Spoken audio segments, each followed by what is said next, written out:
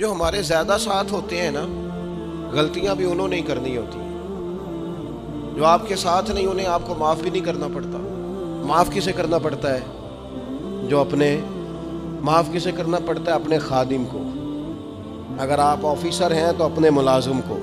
معاف کسے کرنا پڑتا ہے؟ اپنے بہن بھائیوں کو، رشتہ داروں کو، اہل خانہ کو۔ معاف کسے کرنا پڑتا ہے؟ اپنے شاگردوں کو، ارادت مندوں کو، دوست احباب کو، اپنوں کو معاف کرنا ہوتا ہے۔ کسی کے ساتھ آپ کا کئی دفعہ دوست آ جاتے ہیں، میں عمرے پہ جا رہا ہوں، کوئی غلطی ہوئی تو معاف کر دینا، تو میں کہتا ہوں مجھ سے آپ کیا معافی مانگیں گے؟ آپ ادب سے مل کے چلے جاتے ہیں۔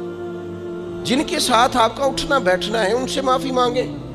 جو زیادہ قریب رہیں گے غلطیاں بھی تو وہی کریں گے نا، جو روز مانتے ہیں، کسی وقت سستی بھی دکھاتے ہیں۔ تو معاف تو کرنا ہوتا ہے اپنوں کو۔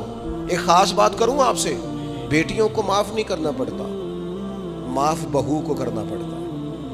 کر کے تو دیکھو نا یار، ایک معیار ہے بیٹی کے لیے۔ وہ بیاہ کے کسی جگہ گئی ہے، اس کی شکایت آئی ہے، تو ہمارا جواب یہ ہے کہ ابھی بچی ہے، سیکھتے سیکھتے سیکھ جائے گی۔ یہ جواب بنائیں بہو کے لیے۔ اگر وہ غلطی کرے، اس کی ساس شکایت کرے، اس کا خاوند شکایت کرے، تو یہ بہو کے لیے بولیں کہ ابھی بچی ہے، سیکھتے سیکھتے۔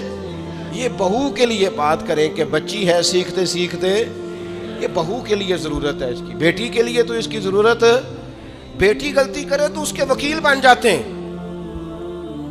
ساری زندگی ساس سسر اپنی بیٹی کے وکیل رہتے ہیں اور اپنی بہو کے جج بنے رہتے ہیں۔ اس کے لیے فیصلے سناتے ہو، اس کی وکالت کرتے ہو، یہ بیٹی نہیں کسی کی، اس کے جج بن گئے ہو، اس کے حق میں فیصلوں کا اعلان ہے، اس کے لیے وکالتوں کا اعلان ہے۔ چھ معنی دار مسلمان کا یہ اخلاقی رویہ نہیں ہوتا۔ نبی پاک علیہ الصلوۃ والسلام نے ہمیں سبق دیا ہے، جو قریب رہنے والے ہیں انہیں ہی تو معاف کرنا ہے، دوسرے کو تو معاف کرنا ہی نہیں پڑتا۔ اپنوں کو ہی تو معافی کی ضرورت ہوتی ہے، چونکہ اپنوں نے ساتھ رہنا ہے۔